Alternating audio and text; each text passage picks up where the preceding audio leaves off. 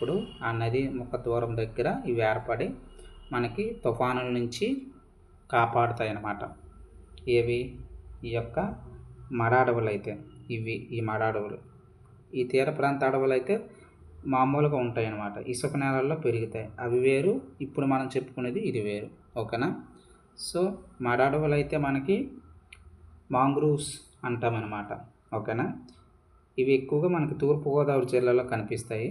కోరంగి ప్రాంతం అక్కడ అనమాట. కృష్ణా గోదావరి డెల్టా ప్రాంతం అక్కడ ఈ టైడల్ అడవులు. ఎనివే తర్వాత అది మనం చెప్పుకుందాం. ముందు ఇక్కడ చూద్దాం తీర ప్రాంత అడవులు. వీటి యొక్క ప్రాముఖ్యత చూడండి. ఇవి కూడా తుఫాన్ల నుంచి రక్షణ కల్పిస్తాయి. జీవ వైవిధ్యానికి ఇక్కడ నేలకోతను కూడా నివారిస్తుంది అనమాట. ఏవి? ఈ తీర ప్రాంత అడవులు.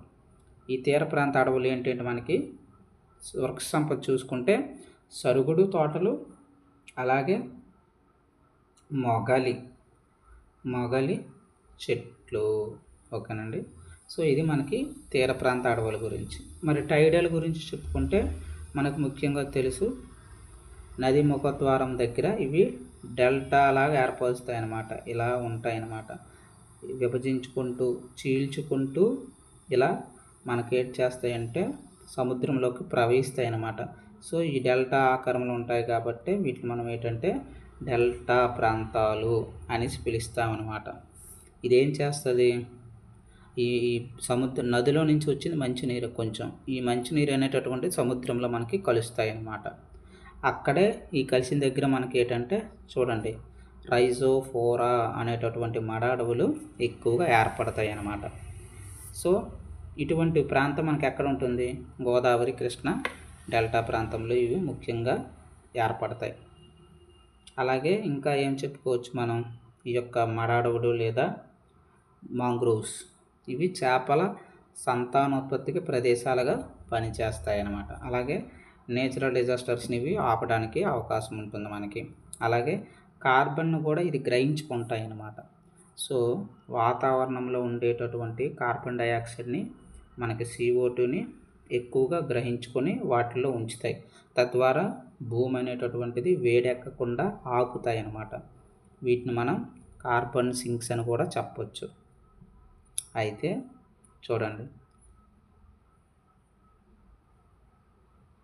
ఇక్కడ చూసుకుంటే అదే ఇదంతా ఇక్కడ రాశాడు అనమాట. ఇవి కేవలం పర్యావరణ ఆస్తులే కాదు, ఇవి ఏంటి? ఇవి సముద్ర తీరం వెంబడి మడ అడవులు అలాగే ఏవైతే ఉంటాయో ఇవన్నీ కూడా వాతావరణ వైవిధ్యాన్ని ప్రతిబింబిస్తాయి. అలాగే వాతావరణాన్ని స్థితిస్థాపకతంగా ఉంచడానికి ఉపయోగపడతాయి మన ఆంధ్రప్రదేశ్లో ఉండేటటువంటి అడవులు అని చెప్తున్నారనమాట. అంటే సింపుల్గా చెప్పాలంటే ఎకోసిస్టమ్ అనేది బ్యాలెన్స్డ్గా మనకి ఉంటుంది అడవులు కరెక్ట్గా ఉంటే అని చెప్తున్నాం. ఓకేనండి? సో అయితే మనకి మన ఆంధ్రప్రదేశ్ రాష్ట్రం అడవుల శాతం ఎంత? 21.74. ఇది తక్కువ. 1952లో మనం ఏదైతే జాతీయ అటవీ విధానం చెప్పుకున్నామో దాని ప్రకారం 33% మనకి ఉండాలన్నమాట. 33% కనీసం ఉండాలి. మనకున్నది 21. లేటెస్ట్ రిపోర్ట్ ప్రకారం చూసుకుంటే ఏది?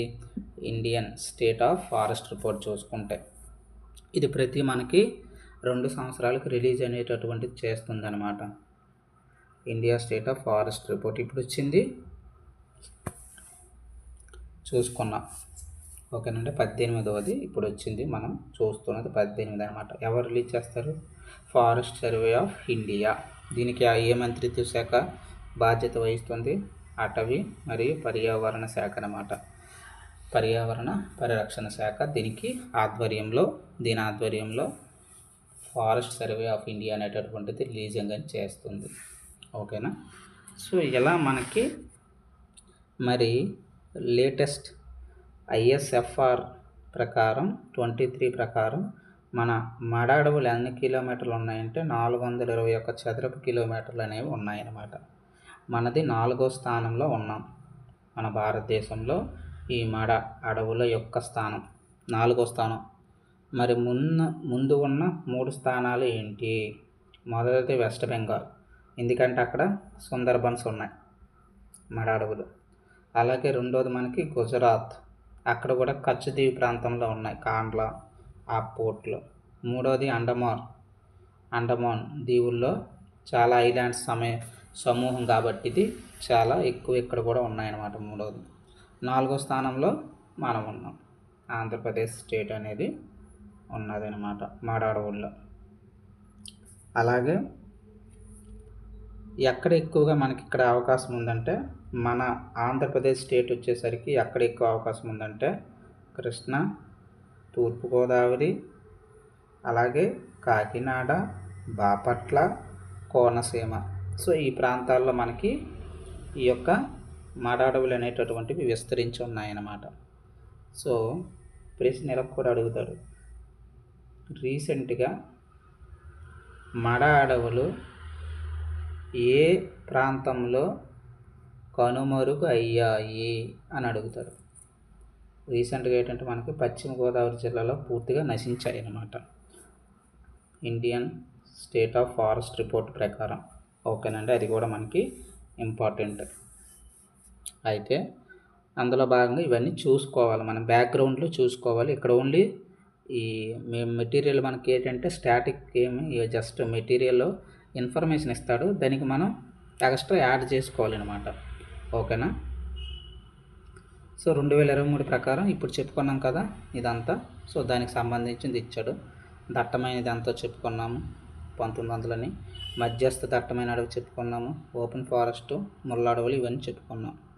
సో నెక్స్ట్ వచ్చేసరికి ఇక్కడ చూడండి, ఇవన్నీ కూడా మనకి ఏం చేస్తాయి అంటే పర్యావరణ సమతుల్యాన్ని కలిగిస్తాయి, కార్బన్ సీక్వెజేషన్ అదే కార్బన్ సింకులుగా ఉపయోగపడతాయి అని చెప్పుకున్నాం. ఏవి? ఈ అడవులు అనేమాట. ఏమైతే మన గాలి నుంచి విడుదలవుతాయో ముఖ్యంగా కార్బన్ డైఆక్సైడ్ అనమాట, వీటిని శోషించుకుంటాయి. ఎవరు? అడవులు అనమాట. శోషించుకొని అవి యొక్క వాటిలో ఉంచుకుంటాయి అన్నమాట. సో అందుకే చెట్లు అనేటటువంటివి మనకి పర్యావరణ పరిరక్షకాలుగా చెప్తామన్నమాట. సో కార్బన్ డైఆక్సైడ్ చాలా ఇంపార్టెంట్ మనకి. ఇది గ్రీన్ హౌస్ గ్యాసెస్లో మొదటి ప్రమాదకరమైనటువంటి వాయువు అన్నమాట. ఎందుకంటే మనకి IPCC inter governmental panel control on climate change కదా. సో ఈ IPCC అలాగే UNFCCC ఈ రెండు కలిపి మనకేంటంటే ఒక రిపోర్ట్ని తయారు చేశాయన్నమాట. ఓకేనండి. సో ఏం రిపోర్ట్ తయారు చేశారంటే 6 గ్రీన్ హౌస్ గ్యాసెస్ని ప్రతిపాదించాయి. ఓకేనా. సో ఆ 6 గ్రీన్ హౌస్ గ్యాసెస్లో ఉంది ఫస్ట్దే మనకి ఈ కార్బన్ డైఆక్సైడ్ అనమాట. ఈ ఫస్ట్ గ్యాసే మనకి కార్బన్ డైఆక్సైడ్. సో దీన్ని మనం తగ్గించగలగాలి. ఇప్పుడు వాతావరణంలో 0.043 ఉండి ఇది 0.03, ఇప్పుడు 4కి వెళ్తుంది అనమాట. దీన్ని తగ్గించగలగాలి, చాలా డేంజర్. సో ఇది మనకి 72% ఇదే ఆక్రమించి ఉందన్నమాట ఉద్గారాల్లో, ఎమిషన్స్లో. సో భూమికి హాని చేసేటటువంటి కారకాల్లో ఇదే ఎక్కువగా ఉంది 72%. తర్వాత మనకి మీథేన్ CH4 ఇది 22% దాకా ఉంది. ఓకేనా. ఇది రెండో గ్యాస్ అని మనం చెప్పుకోవచ్చు. తర్వాత మూడో గ్యాస్ కింద మనం ఏం చెప్పుకుంటాం? Nitrous oxide. ఓకేనా, ఇది ఒక 5% కింద చెప్పుకోవచ్చు. అలాగే నాలుగోది ఏం చెప్పుకుంటాం? ఫ్లోరో కార్బన్స్ ఇది. అలాగే PFC పెర్క్లోరో కార్బన్స్. అలాగే నీటి ఆవిరి కూడా ఉంటుంది. ఓకేనండి, ఇవన్నీ చాలా ఉంటాయి. అలాగే SF6 ఓకేనా, సోడియం హెక్సా అది కూడా ఇంపార్టెంట్. SF6 ఇలా 6 మనకి కారకాలు ఉంటాయి. వీటిల్లో మనకి CO2 అనేది ఇంపార్టెంట్ అనమాట, మెయిన్ కారకం. దీన్ని తగ్గించాలనేసి దీని యొక్క మీనింగ్ అనమాట ఈ కార్బన్ సీక్వెజేషన్స్. ఓకేనా. అలాగే నేల మరియు తేమ పరిరక్షణ ఉంటుంది, మనకు తెలుసు. గాలి ఇవంతా ఆటోమేటిక్గా ఎర్త్ అంతా నీట్గా ఉంటుందన్నమాట. కన్వెన్షన్స్ కూడా చూసుకోవాలన్నమాట. ఏ కన్వెన్షన్స్? బాసిల్ కన్వెన్షన్స్, అలాగే క్యోటో ప్రోటోకాల్, అలాగే మాంట్రియల్ ప్రోటోకాల్, అలాగే రియో డి జెనీరో ఎర్త్ సరస్సు, ధరిత్రి సదస్సు, అన్ని ప్రోటోకాల్స్ కూడా మనం చదువుకోవాలన్నమాట ఈ పర్యావరణ పరిరక్షణలో భాగంగా. సో నెక్స్ట్ ఇక్కడికి వచ్చేసరికి ఇవన్నీ మనం చూస్తున్నాము. నెక్స్ట్ ఇక్కడ ఆంధ్రప్రదేశ్ అటవీ భూమి ఎంత ఉంది? 36 లక్షలు హెక్టార్లు, 22% అయితే ఆక్రమించి ఉందన్నమాట. భూ వినియోగం ఎలా ఉందంటే అటవీ భూమి 36 లక్షల హెక్టార్లు ఉంది మనకి ఇక్కడ చూసుకుంటే, ఓకేనా. సో అదే బీడు భూమి ఎంత ఉంది? 24 లక్షల హెక్టార్లు మనకు ఉందన్నమాట, 14%. వ్యవసాయం చేయనటువంటి భూమి 12% దాకా ఉంది ఇక్కడ చూడండి. సో బీడు భూమి 14 ఉంది, వ్యవసాయేతర భూమి 20 లక్షల హెక్టార్లు అయితే మనకు ఉంది, బంజరు భూమి సాగు చేయింది మిగతాది, ఓకేనా. ఇవన్నీ ఆంధ్రప్రదేశ్లో ఉండేటటువంటి జాగ్రఫీలో భాగంగా మనం చదువుకోవాలన్నమాట. నెక్స్ట్ ఇంపార్టెంట్ ఏంటంటే నగర వనాలు. ఇది ఇంపార్టెంట్ అండి, బిట్ అడగడానికి అవకాశం ఉంటుంది. నగర వనాలు, నగర వన యోజన అనేటటువంటిది ప్రారంభించాం. సో దాదాపుగా ఎన్నంటే 61 నగర వనాలని గుర్తించామన్నమాట మన లక్ష్యం. సో వీన్నిటిని అన్ని నగరాల్లో కూడా మనం చెట్లను పెంచాలి, కార్బన్ డైఆక్సైడ్ని తగ్గించాలి, అది మన టార్గెట్. 61 అయితే మనం రీచ్ అవ్వాలి, అది మన టార్గెట్. ప్రస్తుతానికి ఎన్ని రీచ్ అయ్యామంటే 37 నగర వనాలను అయితే నిర్మించాము ఆల్రెడీ. పెండింగ్లో ఇంకా ప్రాసెస్లో ఉన్నవి 7, ఇంకా మిగతావి ఇంకా మనం అచీవ్ చేయాలన్నమాట, అది మన టార్గెట్. సో అందులో భాగంగానే నగర వనాలు కూడా అడవుల ప్రకారంగా అడవుల్లాగా మనం తీర్చిదిద్దాలి అని అది మన టార్గెట్, ఓకేనండి. ఇది ఇక్కడ ఇచ్చాడు 37 నగర వనాలు పూర్తయ్యాయి, 7 ఇంకా అభివృద్ధిలో ఉన్నాయి, మిగతావి చేసుకోవాలి అనేసి 61 ఉన్నాయి చూసారా. నగర వ్యాన్స్ని మనం నగర వన యోజన కింద ప్రోగ్రామ్స్ అయితే స్టార్ట్ చేస్తున్నాం. ఒక్కొక్క సంవత్సరం ఎన్ని లక్షలు కేటాయించాం? ఇవి ఒక 100 లక్షలు కేటాయించాం 24, 25లో. మరి 25, 26లో 26లో ఎంత కేటాయించాం? కిందటి సంవత్సరం ఒక 114 లక్షలు కేటాయించాం. ఇలా వీటికి అలా వీటిని ఇంప్రూవ్ చేస్తున్నాం. వీటిని నగరాలను కూడా మనకి పచ్చదనంతో నింపుతున్నాం అన్నమాట. అందులో భాగమే ఈ ప్రోగ్రామ్స్ అన్నీ కూడా. మొత్తానికి టార్గెట్ ఏంటి? 28, 29 కల్లా ఎన్ని లక్షల ప్రతిపాదిత వ్యయంతో రూపొందించబడుతుంది? ఇది 455 లక్షలు పెట్టి మొత్తం ఇవన్నిటిని మార్చేస్తున్నాం అన్నమాట. శ్రీకాకుళం అయితేనేమి, పాడేరు అయితేనేమి, ఇవన్నిటి కూడా ఈ 5 సంవత్సరాల్లో వీటన్నిటిని మార్చడానికి మనకి ఆమోదం గురించి వెయిట్ చేస్తున్నాం. ఇవన్నీ మార్చాలని టార్గెట్లో పెట్టుకున్నాం అన్నమాట. ఎందుకంటే మనం ఒక్కరితో అయిపోదు, ఎందుకంటే సెంటర్లు కూడా సహాయం చేయాలి, తద్వారా మనకి పచ్చదనం అనేది అవకాశం ఉంటుంది. అలాగే నెక్స్ట్ చూసుకుంటే మనం సో ఒక్కొక్కటి ఆ పథకాలు చూసుకోండి. జాతీయ అటవీ కార్యక్రమం చెప్పుకున్నాం ఇప్పుడు 1952, అలాగే గ్రీన్ మిషన్, అలాగే ఔషధ బోట్లు. ఇక్కడ మనకి 2015 నుంచి 16 నుంచి కేంద్రం అనేటటువంటిది పర్యావరణానికి సహాయం చేస్తుంది అనమాట. అందులో భాగంగా మనం 60 to 40, కేంద్రం 60 పెట్టుకుంటే మనం 40 రూపాయలు పెట్టుకోవాలన్నమాట. సో ఏ ప్రోగ్రాలు మనం చేస్తున్నాము అనేది ఇంపార్టెంట్. సో అది కూడా మనం ఒకసారి చూసుకోవాలన్నమాట 1 by 1. సో ఈ జీకే అంతా మనకు అనవసరం అండి. మెయిన్ కాన్సెప్ట్ ఏంటంటే ఇక్కడ ISFR 23 రిపోర్ట్. సో ఇందులో మనకు అడుగుతాడనమాట. ఎటువంటిగా మనకు అడగడానికి అవకాశం ఉందంటే ఏవేవి పెరిగాయి, ఏవేవి తగ్గాయి అని అడగడానికి అవకాశం ఉంటుంది. So Indian state of forest report ప్రకారం మనకి 2021, ఎందుకంటే 2 సంవత్సరాలకు ఒకసారి రిలీజ్ చేస్తా అన్నాం కదా, అంటే 2021లో రిలీజ్ చేశారు. అప్పటితో పోల్చుకుంటే 2023లో ఆంధ్రప్రదేశ్ జిల్లాలు ఏవేవి పెరిగాయని అడుగుతాడు, ఏవేవి తగ్గాయి అడుగుతాడు, లేదా ఎక్కడన్నా ఇటువంటిది ఇవన్నీ అడగడానికి మనకి ఏంటంటే అవకాశం ఉందన్నమాట. సో ఆ పాయింట్లో చూసుకుంటే ఆ మ్యాటర్ అనేది మనకు చాలా ఇంపార్టెంట్ అనమాట. సో ఆ వ్యూలో మనం చూసుకుంటే ఏంటంటే 2021తో పోల్చుకుంటే మనకు 2023లో ఏమైందంటే అడవులు అనేవి తగ్గాయండి. మన ఆంధ్రప్రదేశ్లో అడవులు తగ్గాయి. ఎంత తగ్గిందంటే 1385 చదరపు కిలోమీటర్లు తగ్గింది. ఇంపార్టెంట్. 1380 చదరపు కిలోమీటర్లు అయితే తగ్గిందండి. అయితే అంతా తగ్గిందంటే యావరేజ్గా తగ్గింది. మరి ఈ 2023 రిపోర్ట్లో ఏ అడవులు పెరిగాయి, ఏ జిల్లాల్లో పెరిగాయి అని అడుగుతాడు. 3 జిల్లాలు, ఫస్ట్ 3 జిల్లాలు కనీసం గుర్తుపెట్టుకోవాలి. కోనసీమ, కృష్ణా, కాకినాడ. ఈ 3 జిల్లాల్లో పెరిగాయి అన్నమాట.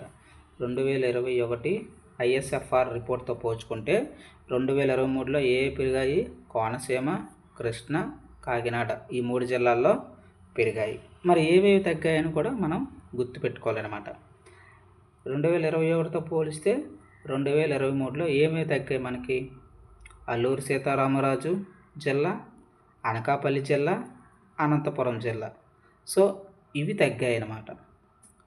యాక్చువల్గా మన రాష్ట్రంలో ఎక్కువ అటవీ విస్తీర్ణం ఇదే ఉంది, అల్లూరి సీతారామరాజే. ఇక్కడే తగ్గిందంటే దాని అర్థం ఏంటి? పారిశ్రామికీకరణ జరుగుతుందని అర్థం అవ్వాలి మనకి. ఓకేనండి. అయితే ప్రస్తుతం ప్రకారం చూసుకుంటే ఏపీలో అడవులు ఎక్కువగా ఎక్కడ ఉన్నాయి, ఏ జిల్లాలో ఉన్నాయని అడుగుతాడు. మనకు ఎలాగో తెలుసు, ఫస్ట్ది అల్లూరి సీతారామరాజు జిల్లా, తర్వాత తూర్పుగోదావరి జిల్లా, తర్వాత విశాఖపట్నం. ఓకేనా? ఎందుకంటే ఈ 3 ప్రాంతాలు కూడా మనకి తూర్పు కనుమలు బాగా విస్తరించి ఉన్నాయన్నమాట ఇక్కడ. అందువల్ల ఆటోమేటిక్గా ఇక్కడ ఎక్కువ అడవులు అనేటటువంటి విస్తరించి ఉంటాయన్నమాట. ఫస్ట్ లెసన్లో మనం చెప్పుకున్నాం ఈ డేటా అంతా కూడా. సో మరి తక్కువగా ఏ ఉన్నాయి జిల్లాలు? కోనసీమ, కృష్ణా, బాపట్ల. ఇవి చాలా తక్కువ ఉన్నాయన్నమాట. ఓకేనా? అవి ఇంపార్టెంట్ అన్నమాట మనకి. అలాగే మనం ముందు చెప్పుకున్నాం. So Indian state forest report ప్రకారం మన ఆంధ్రప్రదేశ్ ఈ అడవుల విస్తీర్ణంలో ఏ స్థానంలో ఉంది అని అడగవచ్చు. 9వ స్థానంలో ఉంది. ఓకేనండి, అది కూడా మనకి ఇంపార్టెంట్ అన్నమాట. అలాగే అత్యధికంగా అడవులు 2023 స్టేట్ రిపోర్ట్ ప్రకారం, ఇండియన్ స్టేట్ ఫారెస్ట్ రిపోర్ట్ ప్రకారం అత్యధికంగా అడవులు ఎక్కడ తగ్గాయి, ఆ రాష్ట్రాలు ఏవి అని అడుగుతాడు. అత్యధికంగా ఎక్కడ తగ్గాయి అంటే ఫస్ట్ రాష్ట్రం మధ్యప్రదేశ్లో తగ్గింది, సెకండ్ రాష్ట్రం మన ఏపీ. ఎక్కువ తగ్గుదల ఎక్కడ నమోదైందంటే ఇక్కడే నమోదైంది, మధ్యప్రదేశ్లో, ఆంధ్రప్రదేశ్లో. అది మనం గుర్తుపెట్టుకోవాలి. ఇది కూడా ఇంపార్టెంటే. ఇలా డిఫరెంట్గా మనకు అడగడానికి అవకాశం అనేది ఉంటుందండి. ఓకేనా? సో ఏ పాయింట్లైనా మనకి అడగడానికి అవకాశం ఉంటుందన్నమాట. సో ఈ విధంగా మనకి చెప్పుకోవచ్చు. సో ఏమేమి ప్రోగ్రాంలు చేశారో ఒకసారి చూద్దాం. సో కిందకి వెళ్ళి, ఓకేనా, మరి కొంచెం వెళ్తే, సో ఇవన్నీ ప్రోగ్రామ్సే, జస్ట్ అలా ఒకసారి చూసుకుంటే సరిపోతుంది. కానీ వీటి మీద ఎక్కువగా అడగడానికి అవకాశం ఉండదు అనమాట. ఇంతవరకు మనం ఏం చెప్పుకున్నామో అదే ఇంపార్టెంట్. ఓకేనండి. అటవీ సంరక్షణ పథకాలు ఇవన్నీ ఒకరోజు చెప్పుకుందాం. నెక్స్ట్ క్లాస్లో చెప్పుకుందాం. ఏ టైగర్ రిజర్వ్స్ అయితేనేమి, ఈ జూలాజికల్ పార్కులు అయితేనేమి, జింకల పార్కులు అయితేనేమి, జాతీయ పార్కులు అయితేనేమి, హాట్స్పాట్స్ అయితేనేమి, ఇవన్నీ కూడా సపరేట్ సెషన్ ఒకటి చేసుకోవాలన్నమాట. ఏంటంటే మనకి అభయారణ్యాల గురించి, అలాగే తర్వాత నేషనల్ పార్క్స్ గురించి. ఓకేనండి. నేషనల్ పార్క్స్, అలాగే వైల్డ్ లైఫ్ శాంక్చురీస్. ఓకేనా? Biodiversity hotspots. సో వీటి గురించి ఒక సెషన్, నెక్స్ట్ సెషన్ చేద్దాం. ఓకేనా? సో దాన్ని బట్టి మనకి క్లారిటీ అనేది ఇంకా ఎక్కువ వస్తుంది. సో ఇది అడవుల గురించి అనమాట. మనకి పక్కాగా దీని నుంచి మనకు 2 మార్క్స్ అయితే మనం ఎక్స్పెక్ట్ చేయవచ్చు. ఓకేనండి. So thank you. సో ముందుగా ఛానల్ని అయితే సబ్స్క్రైబ్ చేసుకోండి. మంచి కంటెంట్ అయితే ఇవ్వడానికి ట్రై చేస్తాను. ఓకేనా? సో ఎవరైతే సబ్స్క్రైబ్ చేసుకున్నారో వాళ్ళకి ధన్యవాదాలండి. ఓకేనా? Thank you.